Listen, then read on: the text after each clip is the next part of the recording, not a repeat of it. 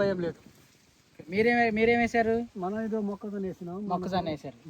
ఆడిబేడి మీ తమ్ముడు నాగరాజు నాయక్ గారు ఇలా మేకలకు పోయింది అనుకుంటా. మేకలు ఉన్నాయి. సో మనం ఈరోజు చూడటానికి వచ్చామండి. అసలు ఈ ఏరియాలో మన రైతులను చూపించడానికి ఎక్కడెక్కడ పడిందని చెప్పేసి మనం కొన్ని చూశాను, మరికొన్ని చూద్దామని వచ్చాను. సో ఎట్లా ఉంది, ఇంకొక వారంలోనా 10 రోజులన్నా దూర ప్రాంత రైతుల్ని క్షేత్ర ప్రదర్శన పెట్టి చూపిద్దాము. సో ఎలా ఉందని చెక్కింగ్కి వచ్చాను అంతే. సో మరి ఈ చెక్కింగ్ భాగంలో అయితే ప్రస్తుతానికైతే నాకైతే చాలా నచ్చింది, బాగుంది. కొమ్మ విధానం, కొమ్మ జాతి పోయి 2 ఎకరాలు కదా? 2 ఎకరాలు. 2 ఎకరాలు. 2 ఎకరాలు చిల్లరే ఉంటుంది లేదు. 2.25 దాకా ఉంటుంది. మొత్తం 3.25 గంటలు ఇది. 3.25 అయితే ఒక 90 గంటలు ఇది వరికి వేసిండు, వరి కింద తీసిండు. చూడండి మంచి సైజు ఉంది, బాగుంది కదా? ఒత్తు చూడు అంత గట్టిగా ఉంది. గట్టిగా ఉంది కాయ, గింజ గట్టి. కొసదాకా ఇత్తనాలు ఉన్నాయి. కొసదాకా ఇత్తనాలు ఉన్నాయి. కొసదాకా ఉన్నాయి ఇత్తనాలు గట్టిగా కొసదాకా ఉన్నాయి. కాయకే లూజ్ ఏం లేదు. కాయ కాసినంత వరకు బ్రహ్మాండంగా పడింది. కాయ కాపు కూడా బ్రహ్మాండంగా ఉంది. కింద నుంచి ఏ చెట్టు చూసినా కాయ బ్రహ్మాండంగా కాపు వచ్చింది.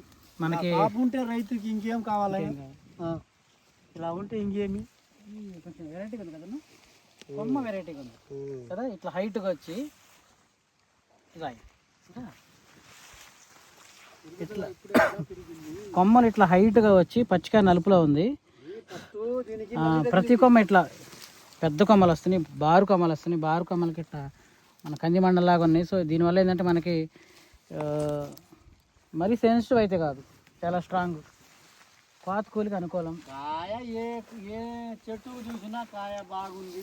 ఏ చెట్టు చూసినా కాయ ఉంది. చెట్టు చూసినా కాయకుండా లేని చెట్టే లేదు. ఒక చెట్టు కాసింది, ఇప్పుడు కాపు కొంగుతుంది.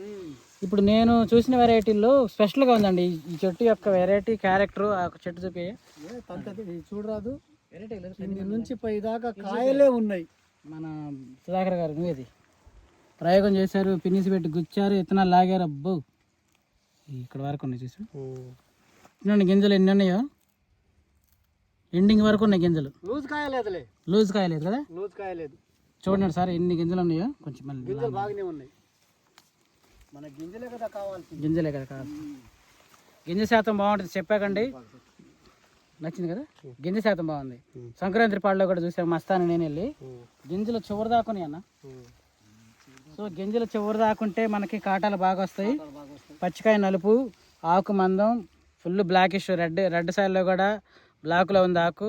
సో ఇప్పటికి కూడా నల్లి తాను పురుగు అటాక్ అనేది లేదే లేదు. సో ఇక